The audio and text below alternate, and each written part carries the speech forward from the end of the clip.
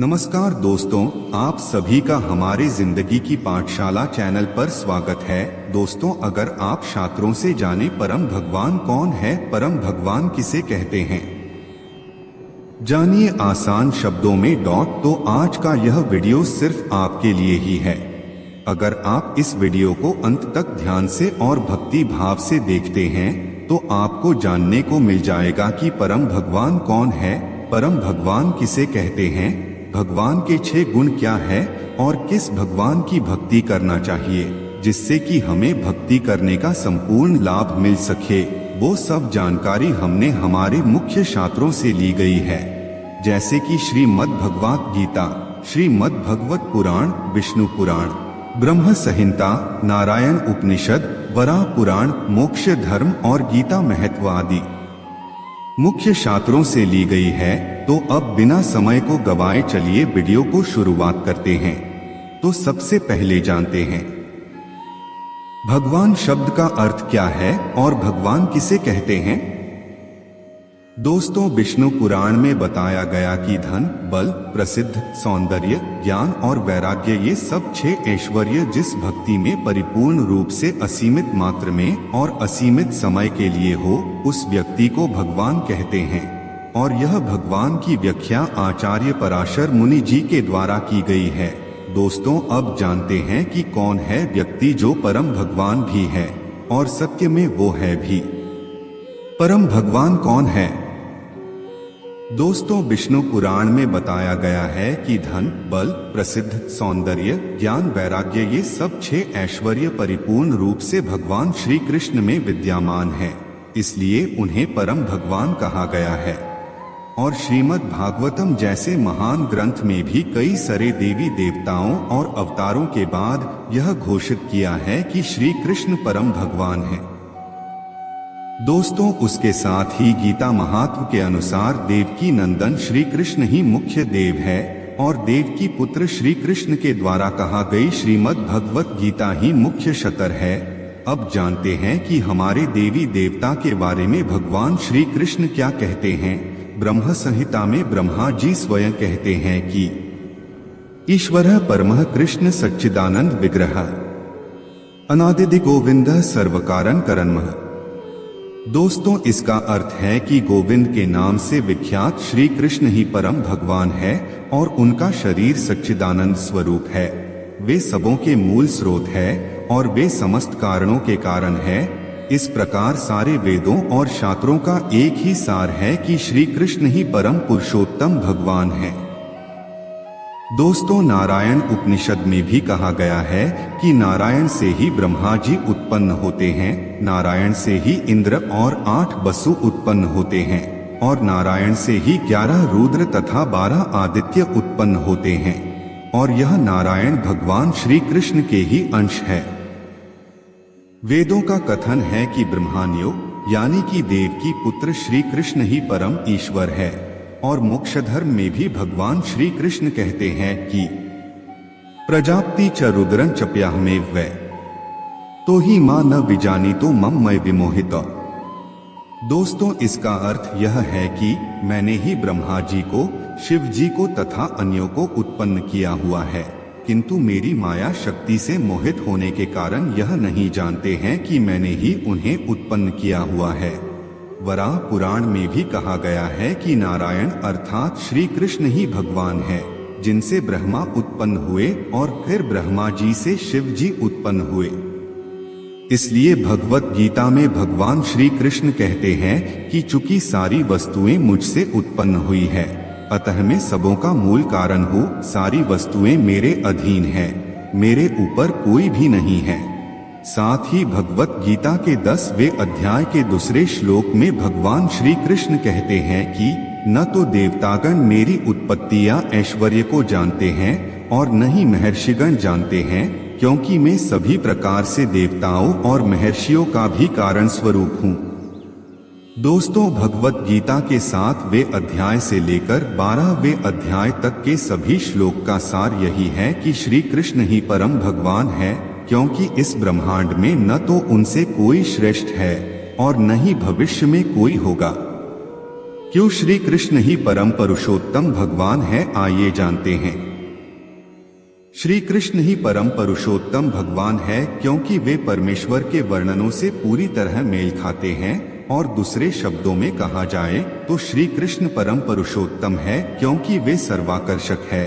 अब आपके मन में यह सवाल जरूर आया होगा कि वे सर्वाकर्षक कैसे हुए, तो मैं आप सभी को एक उदाहरण देकर समझाने को कोशिश करता हूँ। दोस्तों, यदि कोई व्यक्ति अत्यंत धनी है और उसके पास अत्यधिक धन है तो वह व्यक्ति सामान्य जनता के लिए आकर्षक हो जाता है। इसी प्रकार यदि कोई व्यक्ति अत्यधिक शक्तिशाली है तो वह भी व्यक्ति आकर्षक हो जाता है, और यदि कोई अत्यंत विख्यात है तो वह भी आकर्षक हो जाता है। यदि कोई अत्यंत सुंदर या ज्ञानी या सभी प्रकार की संपदा से अनासक्त होता है तो वह भी आकर्षक हो जाता है। इसलिए हमारे संतों और ऋषि मुनियों ने यानी कि वेद व्यास, पराशर मुनि, वाल्मीकि जी, चैतन्य महाप्रभु ने अपने अनुभव के आधार पर यह जाना है कि कोई भी व्यक्ति धन संपत्ति, शक्ति, यश, सौंदर्य, ज्ञान तथा त्याग के कारण आकर्षक हो जाता है। लेकिन जिस व्यक्ति के पास यह 6 ऐश्वर्य एक साथ हो और असीम मात्रा में हो और असीमित समय के लिए हो, तो हमें यह समझना चाहिए कि वो व्यक्ति परम भगवान या परम ईश्वर है। दोस्तों, भगवान श्री कृष्ण के शुद्ध भक्त कृष्ण कृपामूर्ति श्री श्रीमद एसी भक्ति वेदांत स्वामी प्रभुपाद जी कहते हैं कि हमने अनेक धनी, शक्तिशाली, विख्यात, सुंदर, विद्वान और वैरागी भी देखे हैं, लेकिन आज तक के मानव इतिहास में भगवान श्री कृष्ण समान असीम तथा एक साथ संपत्तिवान, विख्यात, अत्यंत शक्तिशाली, सुंदर, बुद्धिमान तथा अनासक्त व्यक्ति हमने कभी नहीं देखा।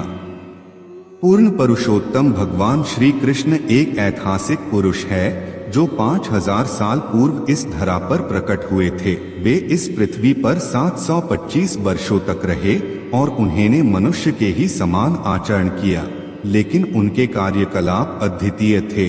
उनके आविर्भाव के क्षण से लेकर उनके तिरोधान के क्षण तक उनका प्रत्येक कार्य विश्व के इतिहास में अद्वितीय रहा।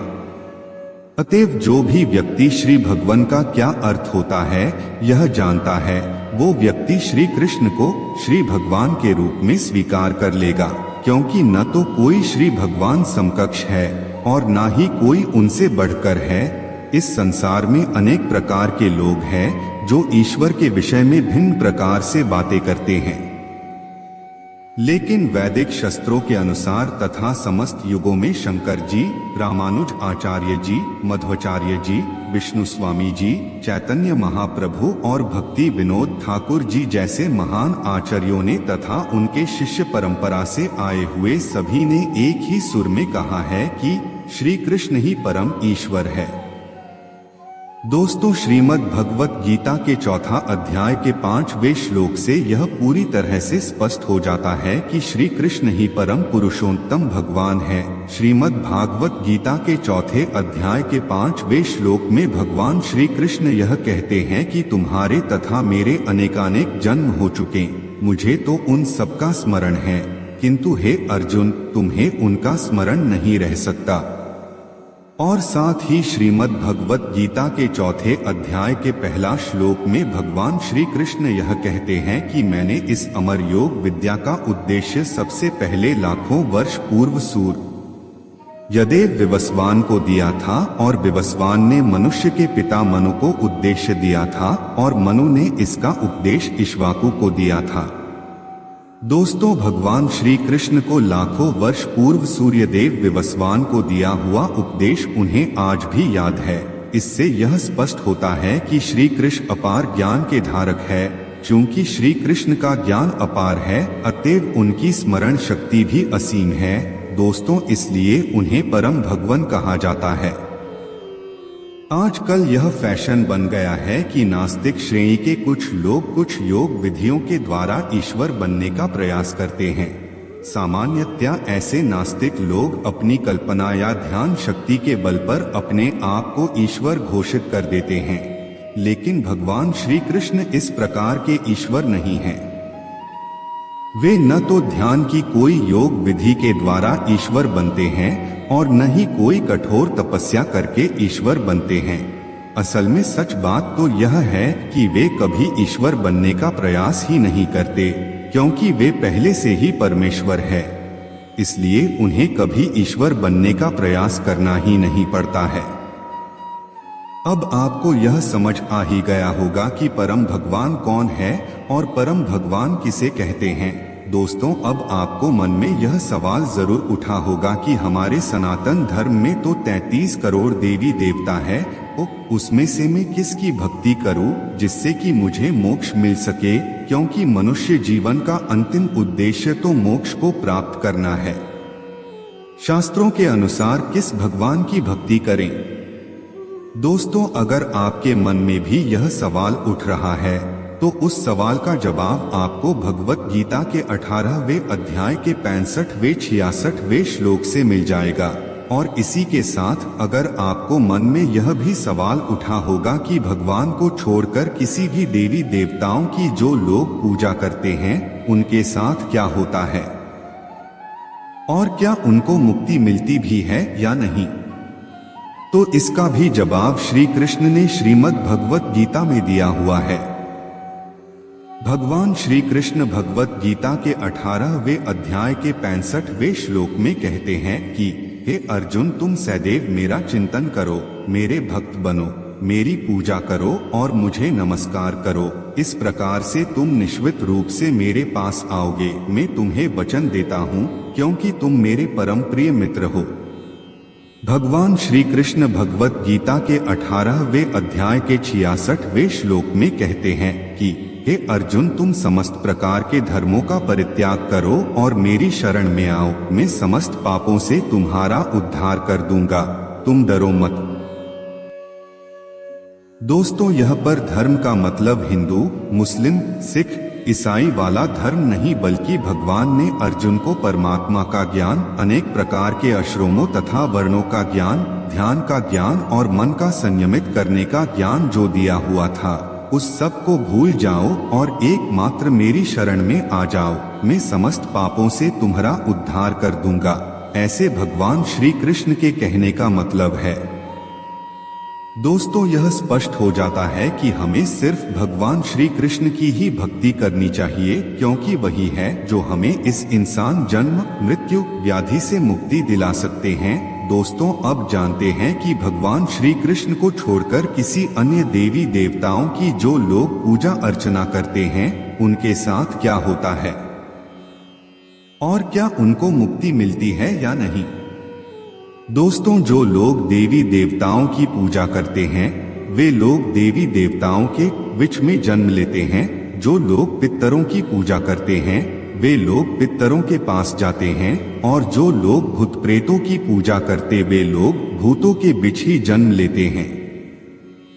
और जो लोग मेरी यानी भगवान श्री कृष्ण की पूजा करते हैं और उनका नाम जप करते हैं वे लोग मेरे पास यानी कि गोलोक धाम को जाते हैं और फिर उनका जन्म दोबारा से नहीं होता, अर्थात उनको मुक्ति मिल जाती है।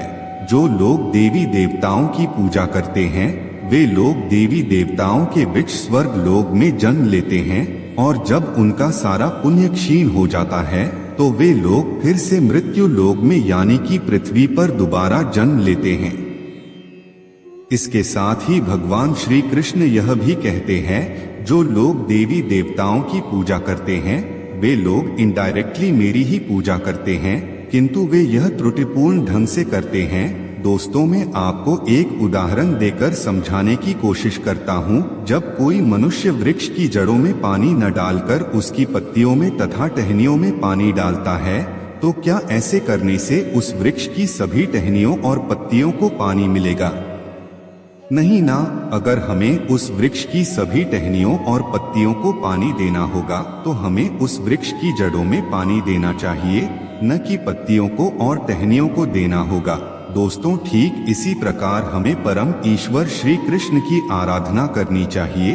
ऐसा करने से अन्य सभी देवी देवता अपने आप खुश हो जाते हैं। जैसे जड़ में पानी देने के बाद वृक्ष की सभी टहनियों और पत्तियों अपने आप तृप्त हो जाती हैं।